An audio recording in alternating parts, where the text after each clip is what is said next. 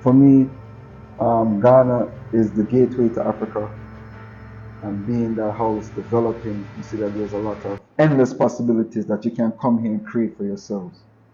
Yeah, and in doing that, you're empowering the youth, empowering the people, empowering the country. And that's the exchange. Yeah, and you're coming to learn about yourself, and your brothers and sisters here are going to teach you of who you are. You know what I mean? And then you get to learn and understand. And that's how we grow. That's how we unite. So that's the positive side of Ghana for me, in terms of how I see it. I see a lot of love. A lot of love. I'm a mental health professional. And what I have found when I was living in America is people live in depression and they stay in their house. When they come out, they're pretending. The suicide rate has gone up tremendously. Black men are killing themselves at an alarming rate in America.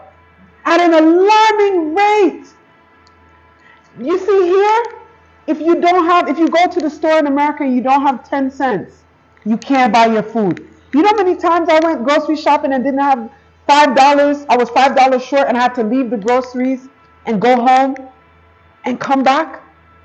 If you go to the shop here, the woman that owns the shop in my neighborhood is my good friend. Her children and my son are best friends.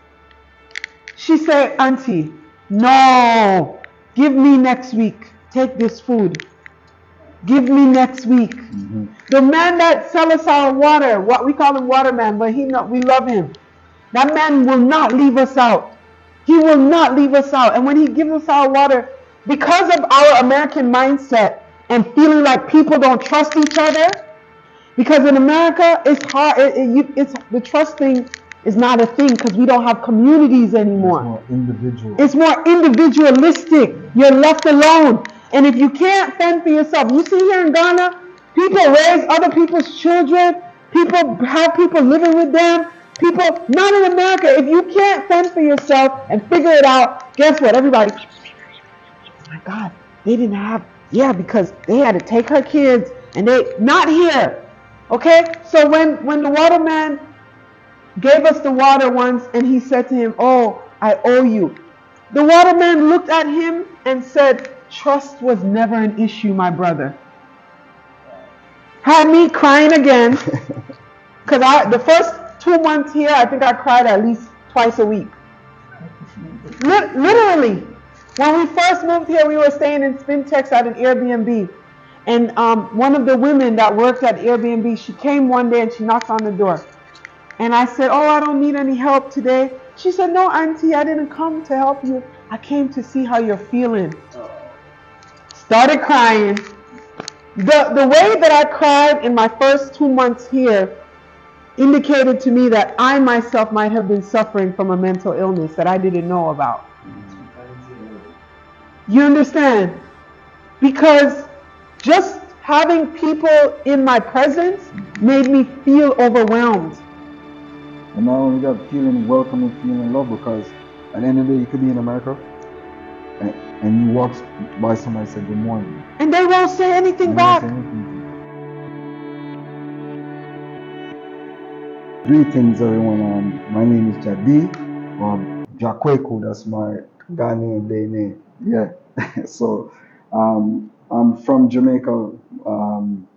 Well, my wife coined the phrase, said we're Ghanaian by the way of Jamaica. By Jamaica, yeah. So, we came from Jamaica, living in the United States, and then from the United States, we transitioned here to Ghana. Okay, so. All right, so I am Ajua. My day name is Ajua. Everyone also knows me as Sister Keisha. And like Jadi said, I am Ghanaian by way of Jamaica. I've been here and I really don't see a strong difference besides our tongue. I came here to Ghana because my husband, who was at the time my boyfriend, came here in 1998. I'll actually take it back a little. In 1987, my father wanted to come to Ghana. My uncle used to come here. He had a business here. And he was traveling back and forth between here and Liberia, or lots of parts of West Africa, but he loved it in Ghana. And my father said we're going to do a trip. I was 10 years old. And my father, Aya, his name is Aya, he's Rastafarian. He transitioned, he's with the ancestors now. But he grew. If he was here, he would say, "I grew her up as an African." That was his thing, you know. Yeah, he always said that I grew her up as an African. So at a very young age, I identified as an African because my father instilled that as a Pan Africanist. He instilled that teaching in me at a very since I could talk. Right. You know, I have pictures of myself. I'll show you before you leave, holding up Africa, and I'm like, I can't even walk, but I'm holding a picture of Africa in my hand. You know, my father always says, you can't plant corn and expect peas. So whatever you plant, it's going to reap the fruit that you planted, right, in the seed. So he planted that seed in me. So then I was 10, we were planning this trip, and the summer that we were coming, my grandmother passed away. Yeah. And thank you. Yes, I was 10 years old. I was very close to her. I was very close to my father. And I think that death changed my father's life tremendously. He's not here to speak for himself, but what I experienced in his passing was, it was like his whole life kind of turned around. He moved to Alaska. I was with my mother in Florida, and I never came to Africa. Fast forward 30 years. In 2017. I'm giving y'all my age because it was my 40th birthday. It was my 40th birthday, right? And my husband said, I'm going to take you to Ghana. Because he had already come in 1998. And he and I were communicating at that time. And when he came, I'll let him tell you the story, but I remember vividly because he brought back some oils and some fabric and, little things from some different fabric that he brought for me as gifts. And I remember he came, and if I remember correctly, I don't know, did you stay a little longer than? Yeah. So he calls me one day. At the time, we didn't have cell phones like that. Like, phones you had to have minutes. No WhatsApp. I didn't have WhatsApp. The communication. Yeah, so he called me from a phone booth. He called me from a phone booth, and he goes, "Oh, I'm staying longer. I'm not coming. I don't know if I'm even going to come back." And I started crying. I'm like, oh my God, because we were dating, we were like kind of dating a little, And anyways, he came back, he brought me some gifts, and that's when the journey really started right there. He and I made a pact that we were gonna make this our home one day. And that was in 1998. So then 2017, that's why I'm telling you right now, you don't have to know how something is going to happen. You have to see it in your mind's eye. You might not know the how, but that's none of your business. You have to focus on the manifestation that you want. Because we didn't have the resources. We had nothing. We just had our mouth and our thoughts and our heart and our vision, And we would talk and talk, and he actually did not become my official boyfriend until fast forward 2001, right? And then in 2002, we had a child, and then time passed, and we were living out this life trying to fit into a place, that we knew wasn't our home, but we were trying. And then 2017, I came to Ghana, and you could forget it. It was done. It was a done deal. I said to him, I don't care what we have to do. I don't know how we're going to do it, but I'm not staying here. I'm not staying here any longer. If it was up to me, that trip, if I had my children, I wasn't going to leave Ghana. I was just going to stay. I was just going to stay. I wasn't going to go back. I was just going to stay. I didn't want to leave at all. In 2017, it was $1 US to 5 CDs. So the money was strong. The money was strong here at that time. Okay? So anyways, we came in 2017, 2018, 2019, 2021, 2020. He just kept coming. And then we were like, this back and forth, we just can't do that anymore. So we just decided to just come permanently. And, I'll let her go first because she could tell the story good. Right? Well, we are yet to talk about that. Yeah, she tells the story good. So I had to let her tell it. People want to know more details about so I'm just gonna go into details because she laid it out pretty well. Right? Basically, she kind of gave a summary. Now we could go into the depths of the summary. Because like they said, the devil is in the details, Yes. right? So for me, I came to Ghana in 1998, and what inspired me to come to Ghana, Flight Lieutenant J.J. Rawlins came to Jamaica in 1997, the year before that, during the Emancipation celebration in Jamaica, right? And I was in Jamaica at the time. So I went to one of the rallies that they had with the president coming to the National Hero Circle, and I was with the Bobo Shanti Rastafari tradition, and we went down there. We were drumming and chanting, and we was listening to him speak, and he was talking about Kwame Nkrumah. At that time, I never really knew too much about who Kwame Nkrumah was. I heard of him as a Pan-Africanist, but I never really went into detail to find out the history of who he was. And when he came and he was talking about Kwame Nkrumah and the works that he had and the vision that he had and how he worked with His Imperial Majesty Emperor Haile Selassie to help build the AU and to start bringing the Africans together and the work that they were laying on the foundation. So when I heard about it, I was like, wow, this man was a powerful man. He was a Garveyite, and I was a strong believer in the works of Marcus Garvey. So I consider myself a Pan-Africanist through the works of Marcus Garvey, right? And being in the Rastafari tradition, seeing the king of Ethiopia, who also was the head of the AU at the time, right? And the stance that he took for Africa and how he was also ambassador to the continent because he traveled the world, and people was able to see that there's a king in Africa, not just the king and the queen that they talk about in England and all these European countries. Africa do have a king with a lineage that is more ancient than these other kingdoms that they claim to be kingdoms. Yeah? And all these other nations have to come and bow down to this man. So when we come and we know that within that understanding in Jamaica, growing up with Marcus Garvey, talking about Back to Africa movement, and even Marcus Garvey telling us as a people that when you see the king crown in Ethiopia, because he was around in the time during the coronation of His Majesty, and he tells us that when we see a king get crowned in Ethiopia, we must take that man and see that man as our leader, as the man that's going to help to bring our people back home. So with that understanding in Jamaica, we grew up with a different mindset towards Africa, and then through the music. Through the Rastafari revolution of the Nigerian music, and you come reggae music, then you have Bob Marley, Peter Tosh, Bonnie Wailer, all these great people, culture, all these Joseph Hill, all these, great, I would call them prophets, because the word that they were singing were very inspirational. They were singing about the truths of what black people, not only in the West, was experiencing, but even the colonization that was still continuing on the continent itself. Because it was a two-way effect. They extracted the wealth from Africa. And like in our earlier conversation, the greatest resource of any nation is its people. So with the extraction and the kidnapping and the pillaging of the people that was taken away to come and build their country through our free labor. Right? And then here, extracting the resources here to build up their kingdom as well. So that's how it become that triangular. It's not a trade. It wasn't a trade because we didn't profit from it.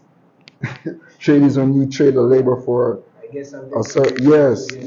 So it wasn't a trade. We wasn't involved in that negotiation deal. Yeah.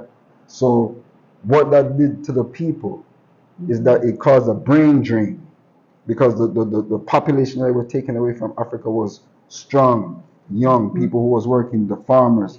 These are not just regular people. They were taking farmers, engineers, architects, because these are the people that went back to the West and built up a lot of these great structures. African engineers are even more professional than any Western ones. Of course. So when they came here, according to their story, right? We were barbaric. Our people didn't know anything. But when they came, they saw kingdoms. And they wanted the people who were the masters of building these kingdoms. And these are the people they take back to build up the work and build up their kingdoms. The Moors, all these other people. So Bob Marley told us. Bob Marley told They us built those their songs. penitentiaries. Yeah, we build their schools, you know, but there's a brainwash education that they instill in us, the propaganda machine, and that make us the fools. So that causes disunity amongst us. So the work that you're doing in spreading the message and interviewing people to hear our side of the story, because the hunter always tells the story. So the lion always telling the story. Yeah, to hear that we see the connection, we feel the connection with the continent, we feel the connection with our brothers and sisters here. But we're the one who have to break down those walls that was built and build that bridge to bridge the gap between the diaspora and the continent. So give thanks for the work that you're doing. Thank you very much. And that's it. So as you were talking, you were saying that you were into drumming. So I guess I've seen a drum already. Yeah. So I would like you to do something for my audience and also my viewers to also see what you can do before we continue the interview. Okay. Sure. I'm going to bring them down. Okay. I'm bringing the drum. His eyes are good. He saw the drum. Go ahead. Actually, this drum came from Ghana. This drum is when I came here in '98. So it is. So I had this drum since 1998. Yeah. Wow. So this drum is way older than my. Yeah, that's what I'm trying to tell you. The drum's probably older than some of the viewers in your audience. Yeah. He brought it. So this drum was very special to me in when I came to Ghana, and I wanted to leave with a piece of Ghana, because in the Rastafari tradition, we play Naya, which is a 1-2 R. It's a 1-2 R.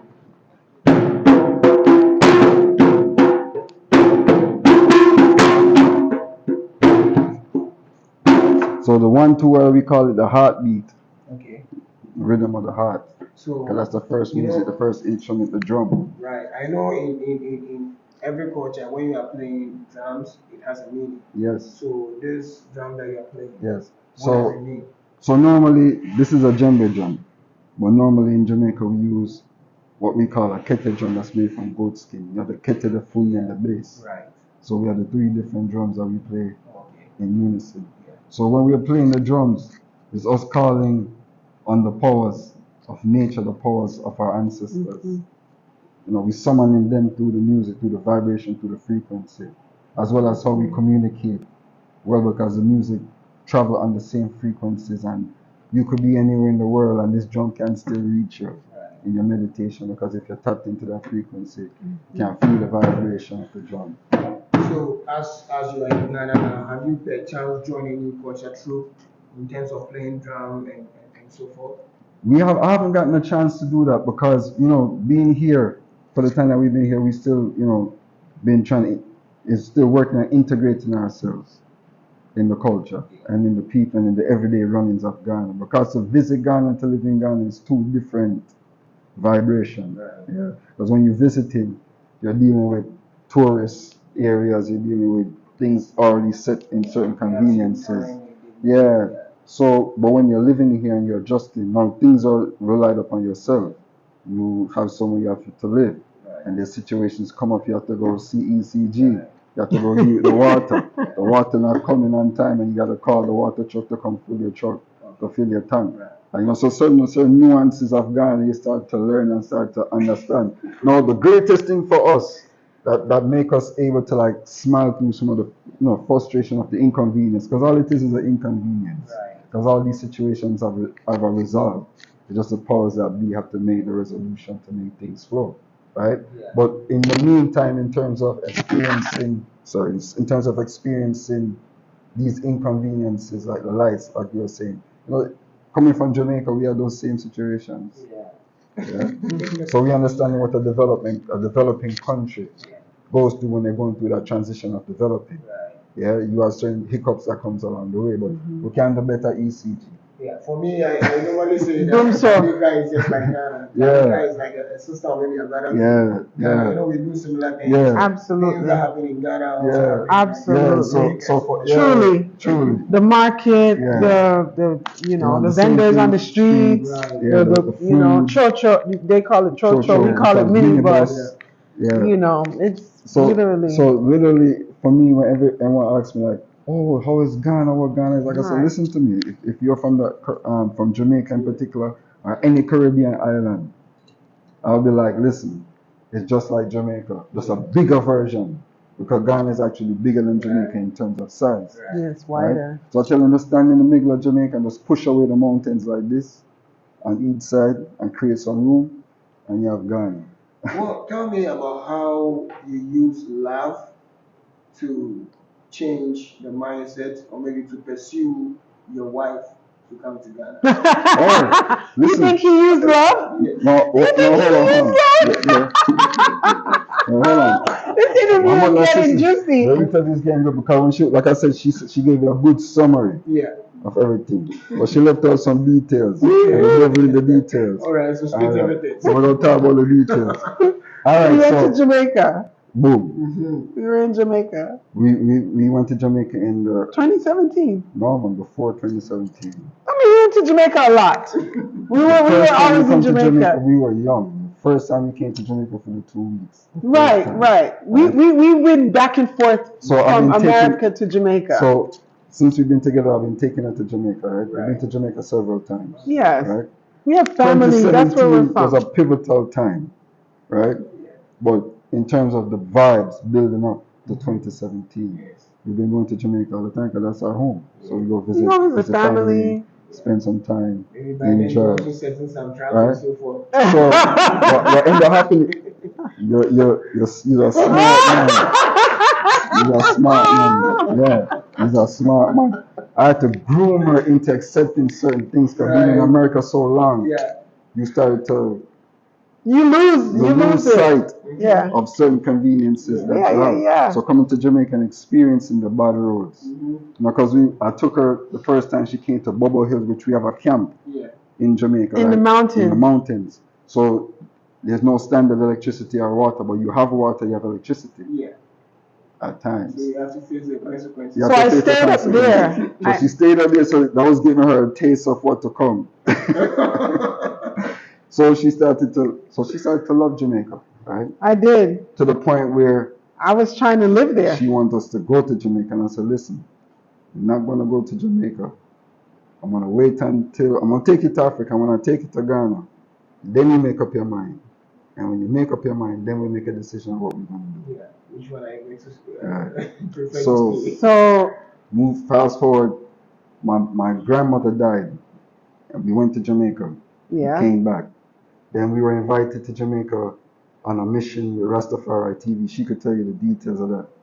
And then we went. We over adopted there. the Haile Selassie High School Yeah. with Rastafari TV. Yeah. We did a project, we did a mural, we built a garden, big up Sister Fanai and the Rastafari TV family. We went there, and at Jamaica, you just in love more and more each time. You know what I mean? They talk about things like the crime, but when you go there and you're not a part of that, it just feels safe and it feels like home. So there I was, trying to get my Jamaican passport in that, trying to get everything all together, because I'm like, I'm gonna look for a job here, I'm gonna move here, I'm gonna do this, and then that same year we came to Ghana. So we went to Jamaica January 2017, and we came to Ghana November. But it was her birthday. Right, my So, birthday was yeah, with so it. I So that was surprised you it. with That was it. January to November. Listen, I came to Ghana and I was like, forget about Jamaica. So that was a setup. I said, I'm not going back. I'm not going back to Jamaica. I'm okay. I'm staying right here. So from 2017, all our trips and our journey has just been to Ghana. We've been to other countries I in miss Africa. Jamaica so much. I miss Jamaica.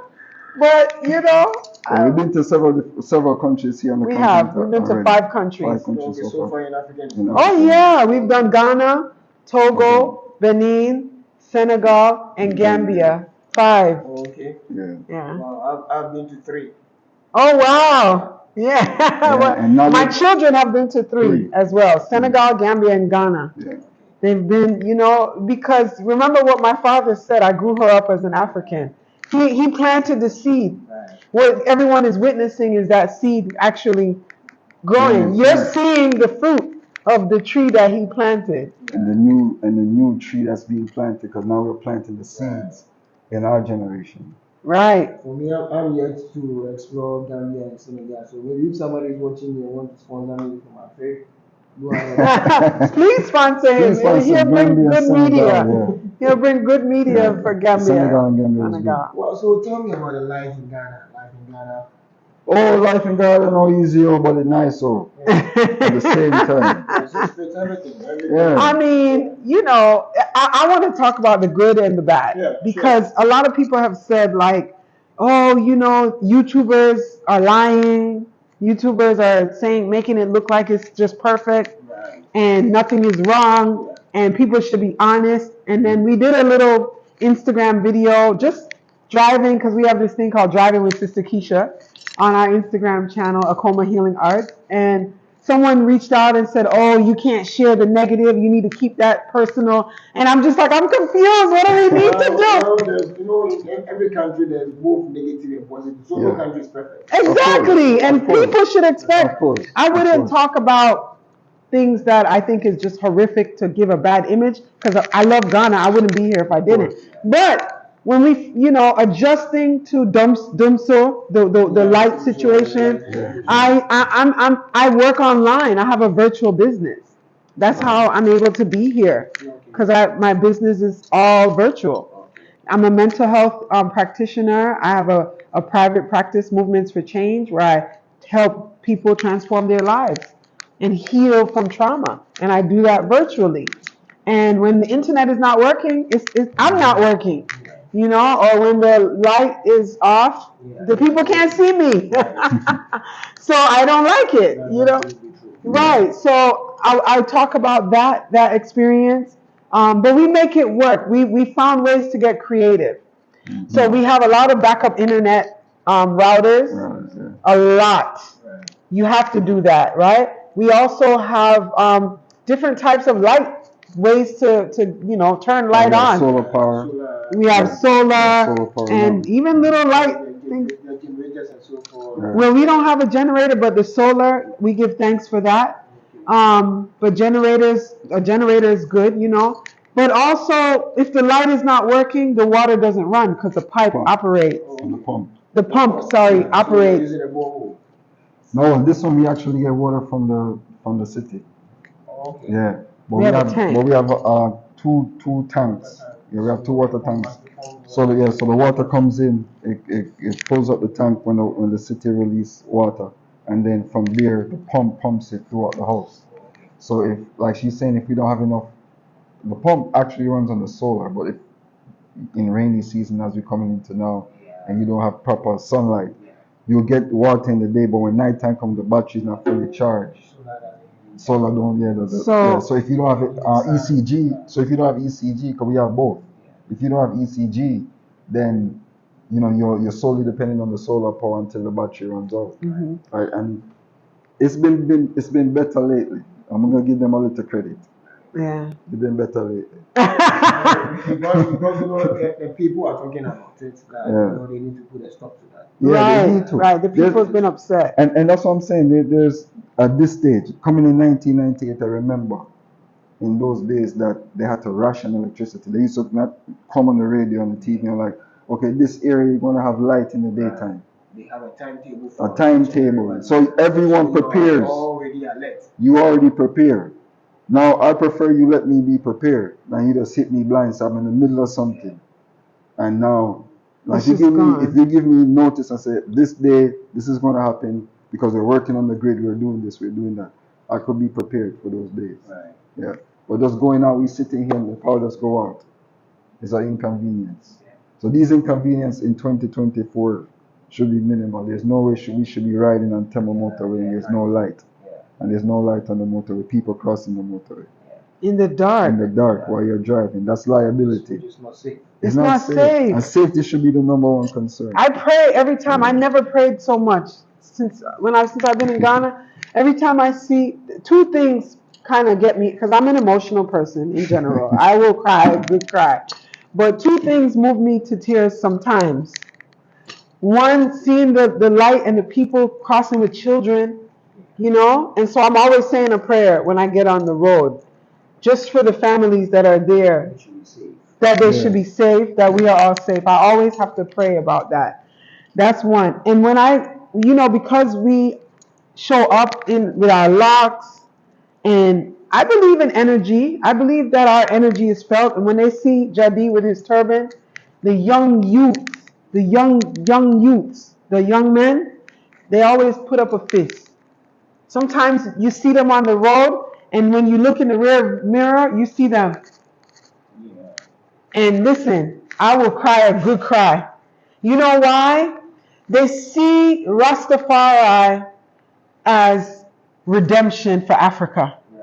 They see Rastafari as freedom fighters, that we fight the good fight, right? Anyone that they see that represent African liberation, it moves them. Because we can go places and people will see us and say, Rastafari, right? And they will go like, and then I'm just like bawling, because I don't cry because of me and because of him. It's really my father. Because my father came from the part of Jamaica where the Rastafari tradition was started. Waraka Hill, Rockfort, Jamaica, in the mountains. Count Ozzy, Ras Michael, and the sons of Negus, those people, my father grew up. They raised my father. And he came into the Rastafari tradition when it was not accepted. They were getting beat and murdered in Jamaica just to have dreadlocks. Okay? My father fought the good fight. So for me to be his seed and to live in a country where someone goes like this to me, when they see me like this, it brings me to tears. It makes me cry all the time. I'm going to cry now. It never fails. Yeah, because it's something that we in the diaspora who are conscious and aware of ourselves and of our relationship to our brothers and sisters here on the continent, especially when you start to travel, because I think that what traveling does, it allows you to experience for yourself, because reading a lot of books, doing a lot of studying about African history and things of that nature, it's not until I came to the continent that I really could experience in fullness what it is to make that connection while you're here, and to see the culture in action itself. I could go and I could see people on the road that look like my family. The other day we went into a store, and there was a sister, a junior sister that was there, that looked just like my wife when she was younger. She looks like me now. She looks more like me than my own children. Seriously. And I looked at her and she looked at me. You know what she said? You have my face. Oh. And she's from the Ashanti region. Seriously. And she showed me her father's picture, and he looks exactly like my father. So when we see the connection, I'll show you her picture. I will show you her picture. Identical. She has my same exact. I've never met someone with my face, and this young lady has my face. Yeah. So it's it's how we see ourselves and orient ourselves. I see myself as an African. We see ourselves as African. So, what are some of the positive things you've also seen about Ghana, and what has Ghana also impacted into you? Oh, for me, the positive things, I see hope. I see possibilities. I see opportunities that's here.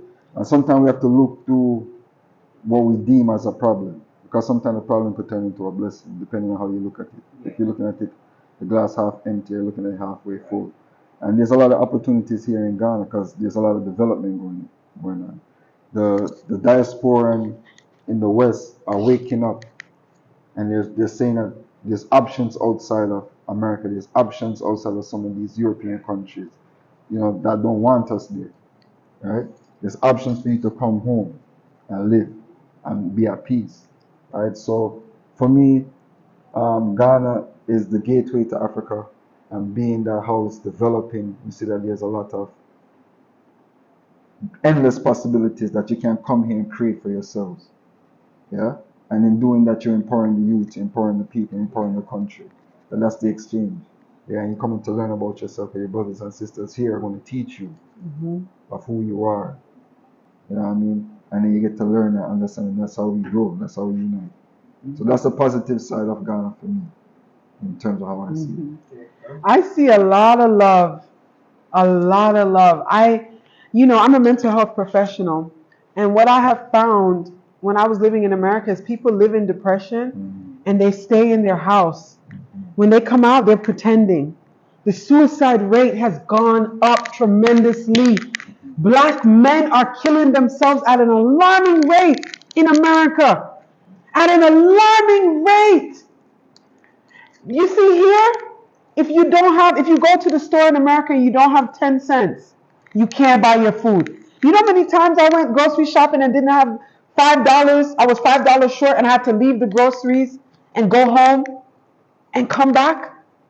If you go to the shop here, the woman that owns the shop in my neighborhood is my good friend. Her children and my son are best friends.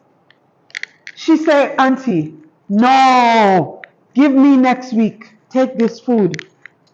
Give me next week. The man that sells us our water, what we call him Waterman, but we love him. That man will not leave us out. He will not leave us out. And when he gives us our water, because of our American mindset and feeling like people don't trust each other, because in America it's hard. The trust thing is not a thing because we don't have communities anymore. It's more individual. It's more individualistic. You're left alone. And if you can't fend for yourself, you see here in Ghana, people raise other people's children. People have people living with them. People, not in America. If you can't fend for yourself and figure it out, guess what? Everybody, oh my God, they didn't have, because they had to take her kids and not here. Okay? So when the waterman gave us the water once and he said to him, oh, I owe you. The waterman looked at him and said, trust was never an issue, my brother. Had me crying again. Because the first 2 months here, I think I cried at least twice a week. Literally. When we first moved here, we were staying in Spintex at an Airbnb. And one of the women that worked at Airbnb, she came one day and she knocked on the door. And I said, oh, I don't need any help today. She said, no, Auntie, I didn't come to help you. I came to see how you're feeling. Started crying. The way that I cried in my first 2 months here indicated to me that I myself might have been suffering from a mental illness that I didn't know about. You understand? Because just having people in my presence made me feel overwhelmed. And not only that, feeling welcome and feeling loved, because at the end of the day, you could be in America and you walk by somebody and say good morning. And they won't say anything back. Well, but sometimes some Americans also come to Ghana, as you are also saying. Some Ghanaians normally do such things to them that they think they are in for money. They think, I don't know if people living in America are just traumatized or anything like that. Well, it's just like she was saying, it's trauma. We have trauma. Trauma is so prevalent that sometimes we can't even recognize it. We normalize it. It's so normalized that we can't even I'm telling you, the first month I cried almost every week, and I was just saying to my mother, being in America, I felt like I didn't have a family presence, because my brother lived within a 2-mile radius of me, and I might have seen him once or twice a year. And I know that sounds offensive, and maybe family members don't want to hear that, but that's not healthy. That's not healthy. There's nothing healthy about that. So if they think that that's healthy, if they think that that's normal, whatever the reason is that they feel they can't come to your home, you need to sit down and talk about it and work it out. Do you understand what I mean? That's not a reason to just keep going on and living like that. Whatever the reason is, if I did something that made you feel mad at me, then we need to talk about that. We shouldn't just be living in our separate ways. Yeah, and to even add to that, the trauma behind it is that, we're so we think so independent of each other that we only focusing on ourselves. Okay. And in that you get lost, because America and the West, it has that trap. It has where you on the cycle of trying to keep up with whatever standard of living that is. Whatever you seek to desire, you want a nice car, a nice house, a nice this. So it keeps you on a perpetual hamster wheel. You keep on chasing. So sometimes in that chasing, you neglect what's really there, the sense of What's family, valuable? which is the sense of family. Yes. So being here, right, the mindset is different, and to see the country as what they might think, they might call it undeveloped, but I call it a developing country. That people go through financial situation because here there's certain things that might be lacking, and we could talk about that on a deeper level, right? But in terms of there's not a lot of things set in place for the youths, so financially you have a lot of people struggling. But during that, people become creative because, like she said earlier, being here and seeing some of the nuances that we have to deal with in terms of infrastructure, certain convenience, we had to become flexible and we have to become inventive. Listen. So the people here, what I see is the resilience of how they become skillful in But and doing what they're helpful doing. too. Like But that's what when I'm your saying. car gets stuck, But that's what I'm saying. there's like 20. I don't need AAA. In America, I need a And what I AAA. want to say, and that's what I'm trying to tie into, because in Yeah. America, as much as you are okay certain type of way because you're working hard and doing this, I might be driving on the road and see you broken down on the side of the road. And this And it's is very rare. driving my car It's straight. very rare that somebody might stop and assist you. So they have services like AAA you could call in the tow truck so you can sit in the car. And if somebody come to assist you, you might be nervous as well, depending on where you are and who's coming to you, right? Here, back to what you were saying, because people see that in the poverty here level is high. So now when they come and they're being kind under their heart because they want to assist, because they see, oh, my brother needs help, they don't, let me go help. Now when they come to you automatically because you're coming out of a situation where that's not nurtured or fostered, you go into that automatic mode of like, Fight or flight. The brain. what is this person coming for now? What do he want? What they trying to get? What they're trying to achieve? When they just want to help. It happened to me the other day. The car tire, just driving on the roads and the potholes and things. Sometimes you go into it, the tire comes off sometimes. So even when you have air in it, the next day you wake up, it might be flat. All right. There's a tire man right here where we live. He's Muslim, right? I was doing Ramadan, and he was going through he wasn't there, I forgot what holiday it was. I don't want to say Eid Mubarak. It was Eid Mubarak. So he didn't come to work. So I went there and there was some man sitting there. The tire flat, I can't make it to the junction. I normally go here and get air in it and go to the junction, let them take it off the rim and oil it and put it back. He wasn't there. There was two brothers sitting there. And I said, oh, he's not here today, holiday, blah, blah, blah, blah. I said, oh, I can't make it. They said, no, no worry, you have the spare tire. I said, they said, come, jack it up, change it for me. They finished. I went in my pocket to give them something because they didn't have to do it. They said, no, my brother. You see. You don't have to. Hurry up and go and fix your tire. And every day when I see them, that's the waterworks. Yeah, every day I see them. They on their bike, or they ride their bike. They blow me, I blow them. Beep, beep, beep, beep, beep. Salute. That's me crying then. So that's for me who's a conscious person. But like I'm saying, the mindset of where you're coming from. You will come here and these are some of the ways that we have to cleanse of ourselves and detox. We have to detox from that mindset, because even being conscious and knowing that nobody's here to harm you, but in your mind, I feel like I have to do something for them. When they were doing it out of the kindness of their heart, they wouldn't accept anything. Oh yeah. So in such situation, sometimes coming from this Western background to Africa and having this kind of traumatized system in you, or maybe mindset for you, it's very difficult to survive in Africa when you have that kind of mindset. So in your little piece of advice that you give people from America, or maybe the diaspora that are coming to Africa, how would you advise them, and how would you also help them to also change that kind of mindset? First I would say you have to face your own shadow. That means you have to, and that's what I love about Ghana, another positive. The peacefulness and the quiet of this space forces you to see yourself. So you have to be very honest with what you came with. Yeah. Journal, write it down, be honest with what it is that you've survived. I know for me, I dealt with a lot of violence in America. Even not living in a dangerous neighborhood, there was still violence in the surrounding. For whatever reason, I lived in a state that had horrible gun laws to me, and you don't have to have a permit. You could just have a gun. I have a friend who was murdered right outside her house. She was just talking to her neighbor. You know, I had an active shooter in my daughter's school. You know, in my neighborhood, these people tried to rob a bank. They drove, did a police chase for almost an hour. And when all of the shooting happened and they killed a random person, it happened right in front of where I lived.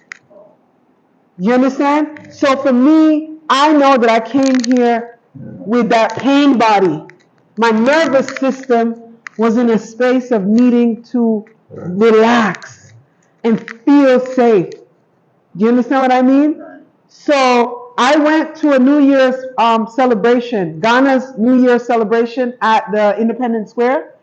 And it took me at least 45 minutes to feel all right because I thought somebody was going to come shoot up the whole thing. I did.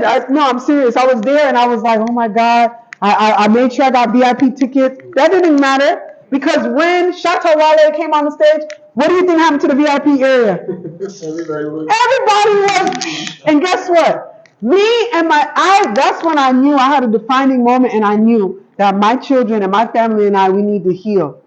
My children were terrified. My daughter started crying when they broke down the barriers to come. Because Shatta Wale said to them, free the people, free the people. Yeah. And everybody, you know, he's the voice of the people. So when he said free the people, you can forget it. Everything broke down. There was no more VIP. Okay? Oh, man. But listen, my daughter started crying. And this woman was there. I don't know the woman from nowhere. And she saw my daughter crying and she came over and moved her seat and sat with me and my family and she put my daughter in her lap and rocked her the whole night. She said, I will pick you up in the Range Rover and we can go shopping. Oh, we can go shopping. Okay? So for me, I needed this environment to heal. So you have to be honest with what you're healing. Don't lie to yourself and say you're all right and everybody here is the problem. Because whatever you're attracting is what you need for your healing. You understand? Yeah. So, and I'm not saying there's no scamming or things don't happen, but if you face yourself, then you become more aware of even your environment. So you have to be honest with what it is that you packed up and brought here. You know, I believe that when diasporans come here, we should go through a kind of like an ethnic cleansing. There should be a program for diasporans when they come for like 3 months. A reintegration program. I've been meditating on doing this. It's like, how that come to me is like when you're in America, and if you ever been into the penal system, meaning the penitentiary or the feds or the jail, what they do when you're coming home, there's like a halfway house that you go to kind of reintegrate back in yourself and being away in bondage, right? Now, figuratively, we have been in bondage, irrespective of how we might look at it. We might be there making money or making money stronger, or whatever the case may be, right? But you're still in bondage because you're in a place that they don't want you to be. Because when you're in America, whether you come from Africa or not, as long as you have dark complexion, they say, go back where you come from. When you ask them where you come from, they say, go back to Africa. Sometimes some diasporas that are also living in Ghana for a very long time, they also advise their fellow diasporas not to do business with Ghanaians, not to do business with like the indigenous Ghanaians who live in the country. For me, so in such situation, how would you also solve those kind of? For me, it's listen. People are people. Yeah. Right. You're going to encounter good people, and you're going to encounter people who have different intentions. Mm-hmm. Now, I've been traveling back and forth from 98. I met some people that are solid people that I trust, people that I do business with, people that I consider family. Big up brother Shango. Yeah, big up brother Shango, big up my brother Nee. Yeah, big up Sly. You know, big up some of the people them that been here and they greeted us and they take care of us and they guide us through the process. Ben. Yeah, brother big Ben. Up Ben. Because we could go through a list. Yeah, and big up everybody who not big up yet, so nobody don't feel bad. Yeah, because there's so many of the people that have treated us like family. Family. When I mean like family, not just Danso. people. Not just you people. Yeah. It's my brother, my sister. We Uh-huh. meet their family. We integrate into their life. They come, they see us wherever we are, right? And their family And has their become family ours. has become our family. So for me, is integrating yourself. You have in being here, you have to integrate yourself with the people because you're considering yourself Ghanaian. That's why we say we are Ghanaian by the way of Jamaica. So we integrate ourselves in the community, in the culture, right? Along as bringing our own unique vibration into it as well, because each one teach one, Mm-hmm. right? But the good of you, I'm gonna observe, and the good of me, I'm gonna give. And once we build that trust and that bond, you have to know who. Now, have we met people in the past that took us in the wrong direction? Mm, of Yes. course. We had to experience that to find the good, to learn through it. Have we met people that try to con us or take advantage of us? Yes, it happened. Have we been conned? Yes, we have. Yeah, it happened. Because you sometimes you can't live in a world where some people say you have to build trust, right? Right. And you have to earn respect, right? So sometimes you have to show me who you are so I can see who you are, right? So you have It's a to be price you patient. pay. It's a price you pay. So sometimes someone might come and trust in, and you might able to put a little trust. Because when those things happen to us, we didn't put everything in. It's like we have to gain your trust, and once we see the doubt, yeah, and once you see you prove yourself wrong, then we know that we can't move in that same direction. And Yeah, so keep sometimes going. you pay to learn, you know. Sometimes you pay to learn. So for me, I would say, don't look at it from that spectacles that you cannot integrate or you cannot do business with, indigenous Ghanaians. That all of them are just wanting Yeah, something. can't generalize. That's generalization, and to me, there's a small population of that. There's genuinely the overall community, the overall people here are genuinely good people who want better for themselves and family. Yeah. Yeah, it's just that we have a saying in Jamaica that poverty make the poor man mad. Yes. Yeah, and to be poor is a crime. So when you look at it from that aspect, sometimes people do things. Yeah, it's all about changing It's the all about mindset changing the for that mindset. Yeah, accountability mindset. yeah, and I'm not looking in from a space of lack. Because when we operate from a space of lack, then you always think of today, like whatever I could do for today. So if you look like lunch money today, you're gonna be my lunch money. But you don't know that instead of looking at me like lunch money, you could exchange ideas. That's true. And we And could now, be instead of millionaires. giving you a fish, Yeah. I could teach you how to fish, How and we to go fish, fish yeah. together. And we go fish together. Yeah. Yeah? That's absolutely true. And that's the mindset that we have to take. That's what we are trying to promote. Yes. Well, you also made mention of there are a whole lot of opportunities in Ghana Yeah. and so forth. So, as you and your wife being in Ghana now, what are some of the opportunities you've created so far for yourself? What are you trying to do to survive in Ghana? Like, do you have any specific job or work that you do to make some earnings or maybe for a living? Yeah, so being here in Ghana, you have to be very, very, very, very crafty in how you do your thing. That's why I said the people here are resilient. So coming here, for me, my background is in construction, right? I'm an electrical engineer. Okay. I manage electrical contracts. I manage building communities back home in America, Okay. right? So for me, coming here is to bring my skills Yeah. in the same capacity of what I did there and bring it here to And integrate it I here. guess we are into one Yeah. different, the same, what do you Yeah. call it, working zone. Because myself, I'm a builder. I also build for diasporas and also Ghanaians as All well. right, so and that's beautiful because what was born into what we created is that our vision when we were coming to Ghana first in 2017 together, our vision was to create a healing center, Okay. right? Because my wife is a healer, I'm a healer, I'm a Reiki 2 level 2 Reiki healer, and she's a Reiki master, and she's also a mental health professional. So there's a lot of healing that we wanted to bring here for our brothers and sisters coming home from the diaspora to have a space for them, because when we came here in 2017 and we went back home and sharing our story with our families, the idea was born to create a Coma Healing Arts, wherein that people said they want to come to Africa based on what they see us experience. Right. So we spoke, and it's something that was born. We said that we want to give our family that experience, but story come to bump, as what we say in Jamaica, that our families were not even the one that started participating in the tours. We were meeting people because we started to go online. My wife was promoting our business online through Instagram and Facebook of that nature, and then we started to bring people in based on sharing our story of what we experienced when we traveled to Africa. us together by ourselves and with our families. So everybody was like, yo, we want to come to Africa with you. So that's how that was born. So now we curate tours. Okay, so you're into Yeah, tourism. so we're into tourism. So we curate tours for our brothers and sisters in the diaspora, Okay. right? So we bring them home. We give them the opportunity to experience Ghana in the way we experienced it. Because in coming here, we have that humanitarian side of ourselves where, we do a lot of philanthropy work. We adopted an orphanage. We adopted a school. So when we bring our tour group, we bring things for the orphanages and for the school as well. And we spend a day at the orphanage and school. We helped to build a STEM lab at one of the orphanage. We donate books and Tutu Akopem.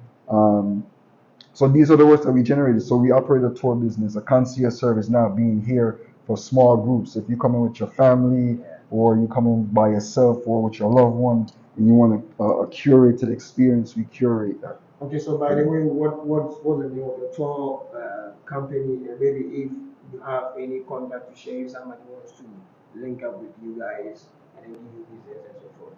Sure. So our tour company is called Akoma Healing Arts Collective. We call it the Akoma Tour. You can follow us on Instagram, YouTube, TikTok, and you can go to our website as well, www.akomahealingarts.org. All right, you can follow us on our website. AkomaHealingArts.org, AKOMA, Akoma Healing Arts. So how long have you been into this tourism business? We started in 2019. We brought our first group in 2019, and then During the year of return. for the year of return, Yeah, it was beautiful. It was monumental. And then in 2021, we had another group here in Ghana, which we did the Emancipation Day celebration, and we did the walk in Cape Coast, and Ashanti region, the naming. I mean, it's just so beautiful, everything. And then in 2023, we went to Senegal and Gambia with a group as well. So we added Senegal and Gambia. And then this year in November, we had a group as well. Last year. The same year. So we went to Senegal, Gambia, and Ghana. We did a group in Ghana that same year. So 2023 was a busy year. 2023 was a busy year. And then this year, July, we're going to be doing Emancipation Day again. And we actually hosted a family in January as well. In December. We did host a family here. In December here as well. Yes, we went to Cape Coast and did at the Cape Coast Dungeon and naming ceremony at Last Bar. The Last Bath. Asimanso. Yeah. Yep. And the Cape Coast experience, because Cape Coast has big energy. And all the water. Especially for the diasporans coming back home, that's a space a safe space that we need to go to heal. But basically, whenever diasporas are coming to Ghana for Ghanaian ceremony, we normally target the Asantis and also the Fantis. Why is it that you don't extend it to the northern part of Ghana, the Equatorian? We need to. I love that. Because, for me, I am Ewe. I'm a Hebrew. Oh, okay. So, basically, people at the north are also complaining about how diasporas are trying to focus on the Asante and also the kids. So in such situation, you need to balance it. We do. It's just knowing, like, where do we go? Because if I could, right now I have a brother who lives in the Volta region, and he lives on the water. You have to take a little boat to get to his island, which we're visiting, and we actually plan to bring our tour to see him there on his island. But we don't know the people. Those other areas are more popularized, like Asimanso. Then their naming ceremony that they do, and we go to like you said, the Shanti region, because when you're here and you don't know the lay of the land and you don't really understand the culture in certain ways, it's whatever is presented to you too by the tourist board. So the Ghana Tourist Board, they promote these locations because these locations, some of them are UNESCO World Heritage sites. And so with that they bring it to people. But for us being here and immersing ourselves in the culture and getting to learn the different regions that we wanted to visit now, because we're here and we're visiting these regions, these are the things that we now have to integrate. Then in curating a tour, when you're trying to expand into some of these other regions, transportation and getting to these sites become challenging as well. Right. Yeah, but Right. so in terms of logistics, the way the tours curated, in terms of logistics, you're able to hit certain points easier in a 10-day time. Because a pack, it's not like people coming here for a month or 2 months. I They're coming, wish. yeah, I wish. Yeah, they're 10 coming for a days. week or We do 10 10 days. We days. do 10 days tour. We do So a 10-day to tour. pack all these different regions in terms of including travel time, it calls for a lot of logistics. So now being here, that's why I said we could curate tours for smaller groups.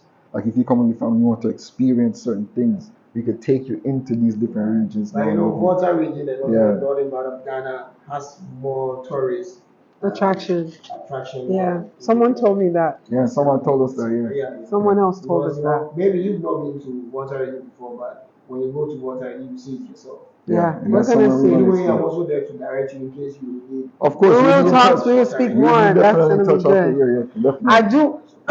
I do want to say, I've been doing traditional African dance all my life because you remember I mentioned my father and my history since I was about 6, and coming here, I mean, visiting especially during like emancipation celebration and all of that, all the drummers are out, all the dancing is happening. I'm like dancing everywhere that I go. So I thought living here, I would be able to join the troupe, and I have not found one yet.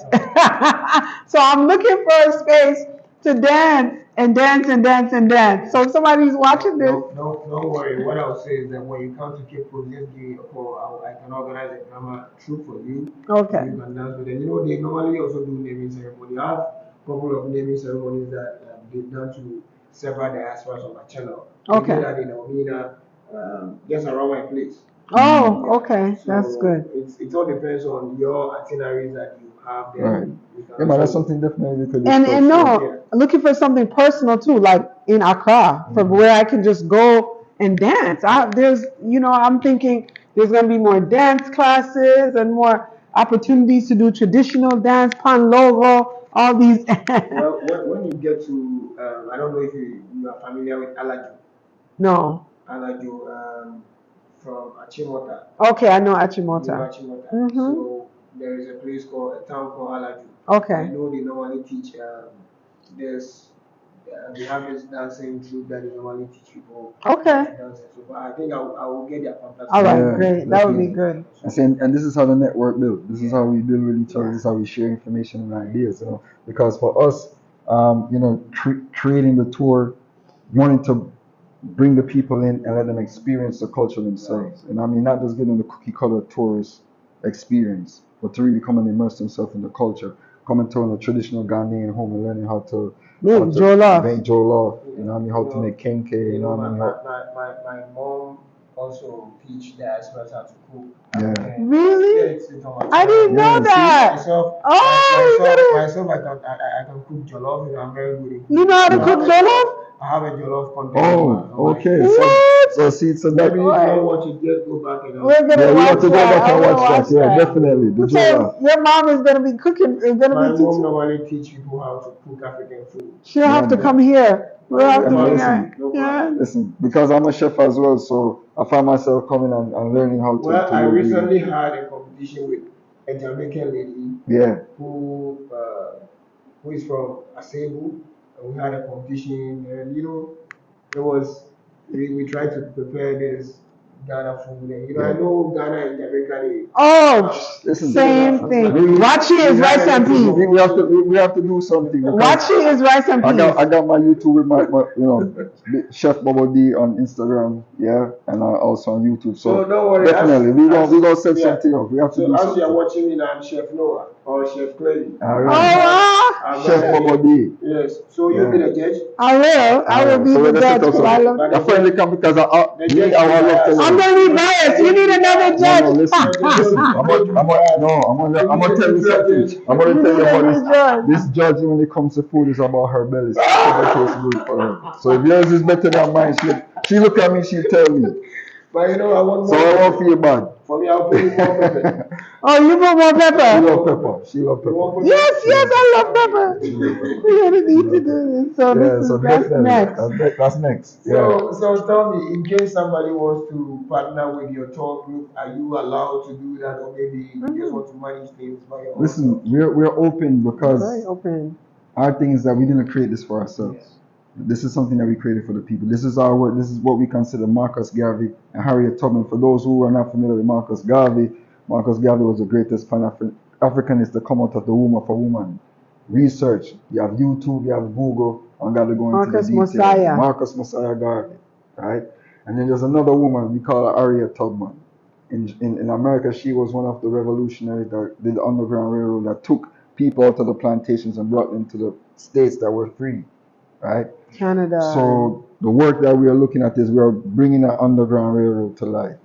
We're giving people a vehicle that we curate for them to come and experience the continent, starting with the gateway of Africa, which is Ghana, and exploring the rest of the continent. Because that is our journey, that is our vision to travel all the countries on the continent. Okay. My final three questions that I want to ask you, it's kind of complicated, and I'll put you guys on a tour as well. So get ready. 2017, 18, 19, 20, 21, 22, 23, 24, 8 years, right? So coming to Ghana, let me say this question is kind of PG-18. So you need to be very careful as you're watching this video. When did you guys kiss when your wife came to Ghana? Oh wow! When did we kiss? Your first kiss in Ghana. Oh man. Listen, that's a deep one. That's a deep one. Because I think the first time was coming off of the plane and being in the airport. Because the first I night we think that came was here, it. the first night we came here, we went out. We went to a party. We went to a party. The first night we came here together. As we landed, we came on a Friday evening. No, Saturday No, evening. Saturday. They left us there. The people So that we we went came out. Our tour, the guy that took us around at that time. Big up yourself. But man, yeah, we went to the place. We were having fun. They were playing Jamaican music, dancehall. We there holding the vibe, and we look around. We don't see nobody in the group. Cause we over here. They were in one location. We over here with the people. We over here dancing with the people. They were talking about Rasta. And we sitting there having a conversation. Everybody was burning ganja. Everybody was in the middle of that. So when we come up, we don't see nobody. Like, okay, but luckily the hotel was on fire. Yeah. Right. And then about an hour later, we see you come back and come and get us. And we went. The people that went and got a taxi for us. And we had a taxi already. Everybody was worried about us. Like, oh, this. I'm like, listen, we here. Yeah. So I think just the first day coming off the plane. Yeah. We definitely kissed as soon as we got off the plane. Because that was her birthday present. It was my birthday. Oh, okay. Yeah. That's so blessful day.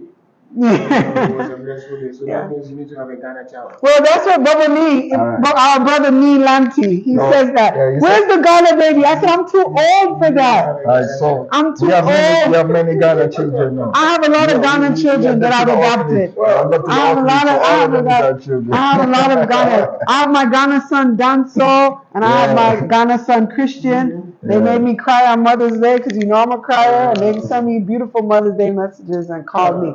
Said, Mommy, this is your day. So I have two Ghana sons. Then the daughter, now I have a Ghana daughter. The one with my face. She's my daughter. Right? As her mother said, that is your daughter.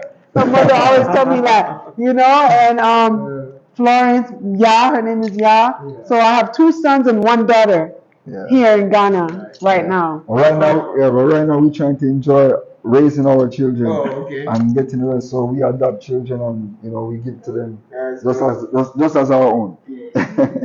My final two question. You were in Ghana for the past 8 years. So you might have tasted Ghanaian food. Kenke, red bread, jollof rice. Jollof rice is our Ghanaian dialect. It's Senegal. Right. So, it's been a competition. But in Africa, Ghana is leading. I know the argument is Nigeria. No. Ghana jollof is for me. And we're not talking because we're here in Ghana, right? No, because I've been to Senegal. Because we've been to Senegal. Yeah. Right? I'm not going to say it, but so far Ghana leading. I haven't been to Nigeria, but in America we've been to Nigerian restaurants. Yeah, the jollof is Right? not. So maybe I'm gonna give them the thing that because they're in America, maybe they don't have the right ingredients, right? so being here in Ghana so far, Ghana Jola. I thought he was going to get into polygamy because I need him to know about the women that are. He asked the last 10 questions. Oh, he asked the 10 questions. I thought he was going to get into polygamy because the Ghanaian women, they're not easy. Well, you might have tasted this red, Ghana jollof, kenke, and so forth, banchin, fufu, yes, yam, banku, this red, you know, a whole lot of food. Oh, yes. Which one of Ghanaian food can you prepare from scratch? From scratch? Oh. Woo. Me, I'm struggling, so I'm not even going to answer. Red. For me, red. And Jola. But since I've been here, I haven't prepared. I prepared it when we was in America. But since I've been here, I haven't prepared because I've been trying to have someone come and show me the authentic way. When I go home, I look on YouTube. But we sure we don't have all the ingredients as you know what I mean. And sometimes just having the crusher, you grind out the food in, and the peppers and all of that give you a different flavor than putting in a blender, getting the can and doing it like that. You understand? So for me, since I've been here, I always wanted to have someone come to the house and give me like a tutorial, hands-on. So that is why. But those I can prepare. Yeah, that is why my mom is there. So whenever you are ready, you come to Cape Coast. You can just bring your tall people to my mom's place. Maybe you can just arrange for that. Yes, we will. She will teach you guys how to course. Okay. Several Ghanaian food before. That's on the tour. We'll be doing that. When you go to my channel more, you will see more of that on my YouTube. Okay. So you know, we'll do that. My mom has been teaching how to prepare people how to prepare wache, and you know a whole lot. And you know, there's something I say about Ghanaian watching Jamaican rice and peas. It's similar within. It's the same thing. Yeah, the same vibes. Yeah. Right. Yeah, but so definitely I'm open to that. I love banku and light soup, by the way. Yeah. But they eat banku with okra stew. Okra stew, but I love banku with light soup and fufu. Yeah. You made me miss banku and stew. Yeah, I want some too. Yeah, man. I want some too. I want some. What are you talking about? You know, we should go eat some later. I'm hungry. Just talking about it. My final question. You ready? Yeah. 8 years in Ghana. Yes. I'm not starting from 98. I'm starting from 2017. Yes. Okay. When I came, you were like Aquaba. Right. So we are coming to talk about Ghanaian words. Mm-hmm. Excluding Aquaba. Excluding Medasi. Okay. Ochina. Excluding Ochina. Okay. Excluding Nyame Adon. Excluding Etisain. Nyame Adon. Each and every one saying 5 words in tree or maybe fancy, and you explain for your audience. Okay. You want me to say something in tree? Yes. Well, Fred Kakra and then Bri. No, but you explain in English. Oh, okay. Well, Fred Kakra and then Bri. I believe that means you take a little and make a lot. One. Right? Yes. Nyame Adon. No, Nyame Adon is not part of it. That's not a part of it. Can it be God? No problem. Oh, okay. Oyo Adon. That means thank you. Yeah, thank you means Oyo Adon. Oyo Adon. I'm stuck right now. Hold on. Okay, Ochina can't be until tomorrow, right? Deye. Is fancy or tree.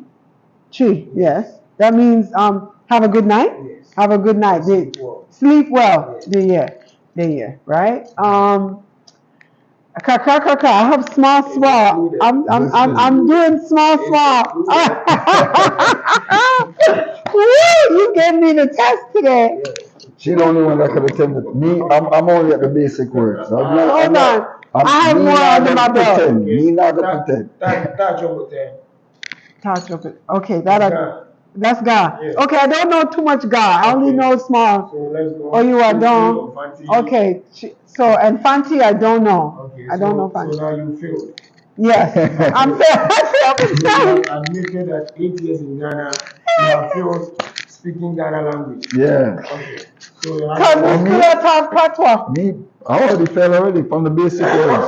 I never listen. There's no shame to my game, and I need to do better. Yeah. I just know the basic, Okay. and I need to do better.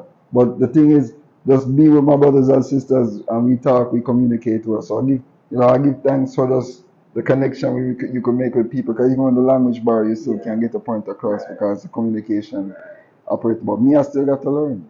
And Ghanaian pidgin is patois. Yeah. So then when me I talk patois to them understand Exactly. me. So even So when I have to really learn the trick. Because Right. when we talk patois, I'm going to talk like this. Them understand everything Come what me I here. say. You there. When me say come here, me there When now. you're there. You just reminded me of my Canadian clients that are from Jamaica. I'm building their house for them. You And told me. they came to Ghana just last month. Oh. They're like, we don't want to go again. Them don't want to leave. They never want to leave. One there. Them want there. Big ups to Mr. Horace and Miss Sandra on the HNA. As you're watching, you subscribe to their channel too. Their channel name is HNA. Oh, Man, so wow. really big up yourself. So even you talk about your project, because just being here and being inspired, the same thing, me in construction, things of that nature. That's why the communication is important. You have to learn how to speak the language so you can communicate with people. Yeah, so I'm doing better. I'm doing my best. Yeah, because I want to address you. It's just like I want to address you and make you know that I'm not here feeling like you have to come on to me. I want to come and know that I am also coming to you as well, and we meeting each other in the middle. We balance it out, yeah, because I have to learn, yeah. So for me, it's us having respect Right. for our brothers and sisters. Don't feel like you want to come here and everybody have to bend to your way. No. We have to lean into We have each to other. bend, yeah. We have to lean into each other. Because we are together stronger. So learning the language is very important. And for me, that's how I know how intelligent the people are. Because to speak more than one language is Oh my powerful. gosh, and You have to everyone have a speaks mental Ga, capacity Fanti Tree. to can communicate in. So that's why the people are so intelligent. In America, you find people who speak one thing, so they become ignorant. Like you have to come to this because this is what I speak, without you trying to go and learn and gain more wisdom. Really? That's powerful. Oh my goodness. That's So you do powerful. Fanti? Ga? I do Gadambe. I do a little bit of Hausa. How's I that? do Ewe. Okay. I do Lucy, the northern part. The northern part. Dagani, I do few of them. Yeah, man, Wow. that's impressive. In Tamale, what do they have? What do they speak in Tamale? Okay. No, like Dagani. Oh, Dagba. Dagani is like the Lucy, like you've never experienced that before, so it's very difficult for you to understand. Right. Dagbani. That is why I Okay. said when you start taking your tour people to Other parts. your Yeah. Northern parts, Northern parts. Yeah. you also Need people who can communicate, yeah, because the language becomes. no, no. They have a tour guide around. I can direct you to several Okay. tour guide Yeah. people Okay. that can Yeah, also man, most definitely, be most a definitely. way for you to make things very simple for you. At least, yeah. Myself too, I can also join you guys in case you need my help. Okay. I can. Yeah, so for us, just coming here and adapting and transitioning slow because the pace of life here is slower than what we're used to, right? So like she said, give you time to come in and kind of gain more understanding and see yourself and see how you could make your way here and Maybe when you you know, move to better.